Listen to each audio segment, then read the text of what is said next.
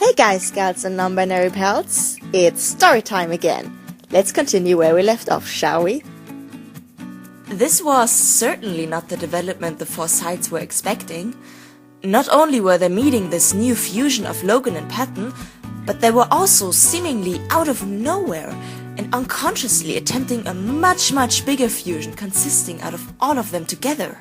When it fell apart, it was leaving them confused and shook, but also warm and excited. Roman was the first to find his voice again. You guys, that was insane, like absolutely crazy, but you know, the good kind. That was certainly something. Yes, I've never felt that much all at once. Let's do this again, right now! No!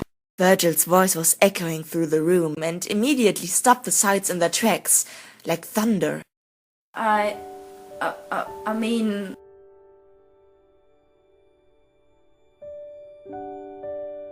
Okay, let's all calm down. Are you alright, kiddo? We can talk about it. Maybe later. There was no later. Virgil dug out and practically barricaded himself in his room the rest of the evening, though nobody could have blamed him for it. All of the sides had a lot to process on what actually happened right there. After a few weeks, the incident was still on everyone's mind, not just regarded to the almost fusion attempt, but to this new fusion of Logan and Patton. This was such a foreign experience for the both of them that they were trying to make sense of in their own respected ways. There was one thing, though, that they were both pretty sure of. Patton, I'd like to try this again. Let's do this one more time, Logan. Patton was kind of in awe at the revelation that Logan was willing to do this again. Really? Yes, this thing we've created could greatly benefit our work and group dynamic. It is wise to experiment and run a few more tests.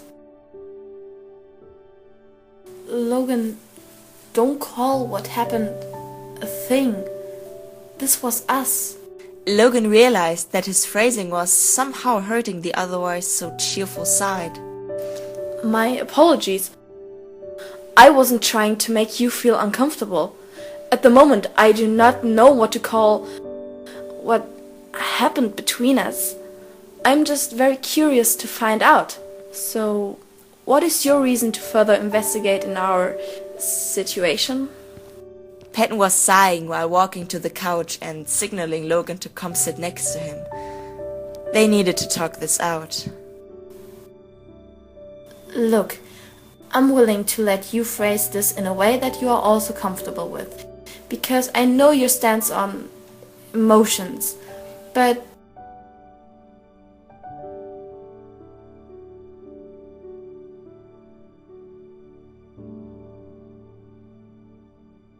you must have felt this too. From one moment to the other, we were something entirely new. No pun intended. Since we were temporarily sharing a mutual body and consciousness, for the lack of a better understanding, it would be foolish to try to deceive you. It's just... I can't describe what I'm feeling inside. For me, it's so unordinary. Yeah, it's hard for me too to wrap my head around this, you know. But I think I know one thing for certain. And that is? I felt happy. Very happy, in fact. When we were together like that, I was able to feel you the whole time, and that made me so much stronger. You make me stronger, and for a brief moment, less alone. Forgive me for the confusion. I can only guess you must mean this metaphorically, because you are not alone, Patton. Roman is making a tremendous amount of obnoxious loud music upstairs, and Virgil is right above us trying to combat Roman's noise with his own volume. And I am here, right in front of you. Patton couldn't help but giggle at this so rational and logical conclusion. He didn't know if Logan understood what Patton was trying to say, but oddly enough, this was just what the emotional side needed to hear. He ever so slowly and carefully, as not to break this fragile moment, took a step closer. May I? Or rather, may we? Patton could already tell the answer, but waited patiently. Actually, hearing the words out of Logan's mouth was so much more precious. I have no objections to this. Now, for a second time, this fusion emerged. Looking at his hands, hoping in silence there would be a third time. Well, I guess I should get to know myself. How to start? A name would be nice. Right at that thought, he spotted a collection of various cartoons on the shelf and, yeah, somehow knew there would be indeed many more times of just existing. I'll have that detail figured out on another occasion. There are more pressing matters as of now, so let's get down to business. To defeat the Huns! Hello there and welcome back. Thanks for checking out my new video and I hope you enjoyed this next chapter. If you by any chance missed the first part of our story time, you can click the link in the description down below and check it out. Shoutout goes again to my friend Holly, who was so kind to return to voice the characters. I just loved the energy she put into her performance. Thank you so much. So, this is all folks, and don't forget to stay fluffy. Bye! Virgil's voice. Voice. Alright. A little too female. He is a man, a manly man, a man who is manly. Okay. Maybe later. Later. Maybe later.